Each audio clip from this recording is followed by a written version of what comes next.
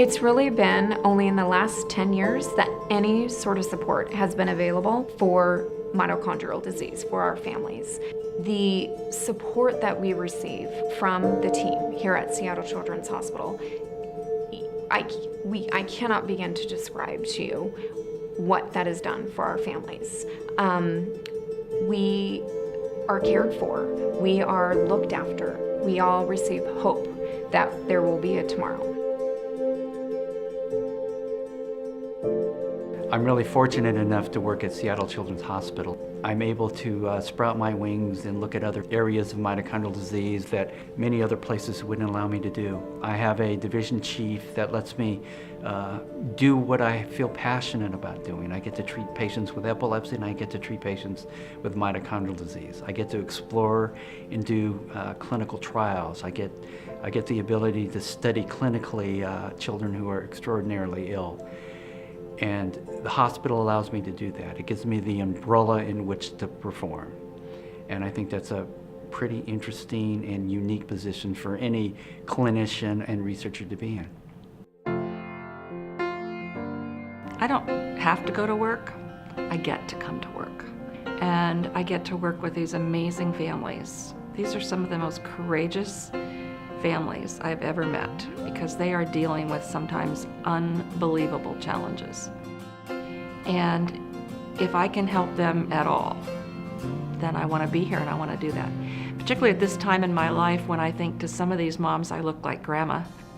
I think I bring an experience from 35 plus years of nursing that they look at and they value that. That helps them and it helps me in my role. The Mitochondrial Guild supports my role. And the basic thing I do is to support the families in navigating through the system. It's great working with Pam. It's helped a lot. When we first started corresponding with Dr. Sinedo, it was by email. And we first left the hospital, he told us just email me, if you have any questions. And we're like, yeah, right. Like he's gonna respond to our email, but he did very quickly. But having Pam as a nurse, I think has helped Dr. Sinedo a lot in terms of relieving pressure off of him. Dr. Sinedo and his team have been a lifesaver for our children. We live in Los Altos, California, and we come to Seattle Children because Dr. Sinedo is the best in the field of neurology when it comes to mitochondrial disease. He's been treating our children for the last 5 years, and the day we got here for the very first time was the happiest day of our life because we finally had clarity as to what was going on with our children from a neurological aspect. Unfortunately, the treatments in mitochondrial disease are only symptomatic at best. What we've tried to do is we've tried to optimize the treatment to allow patients to have a better outcome in their usual course of life.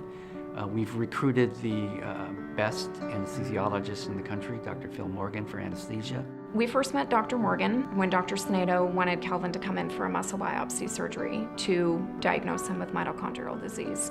Calvin's been brought into Seattle Children's Hospital 6 times since September. He's had 6 very long admissions here at Seattle Children's Hospital. We have come through the ER 6 times in a panic, and 6 times the emergency department has worked very hard to stabilize him. Calvin has a history. He does not do well going under anesthesia.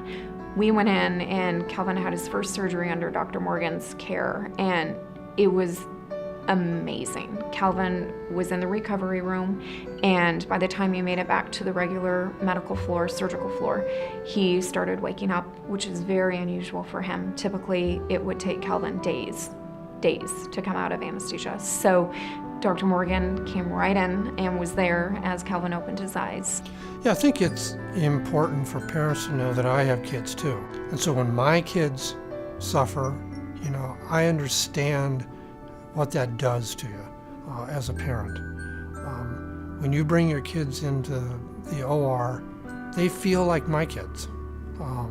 When I go up to see patients with Russ Sinedo, just like with Russ, they feel like our kids.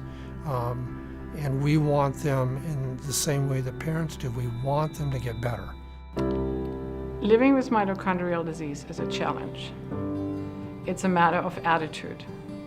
It is a very, very scary disease, and it is progressive. It can change from one day to the next. Max can be well one day, and she can be in the ER the next. There is no notice. The body shuts down, it runs out of energy, and she goes into organ failure. We've been there multiple times. However, we've always recovered from it, and we will continue to recover from it. We always have to believe that there is something at the end of the tunnel that will help us, fight mitochondrial disease.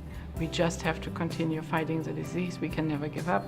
I think some of the deepest moments in any physician's life is when he's done his or her best and it's not quite come up to speed, and the child keeps progressing and the child passes away.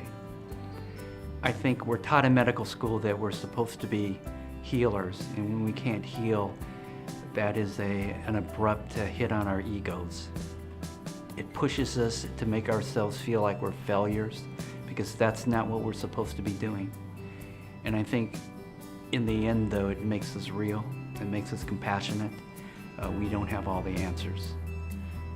But when we lose a child, we seek to find more answers. And I think that's the silver part of the black cloud that we all dance around in terrible, terrible disorders like mitochondrial disease.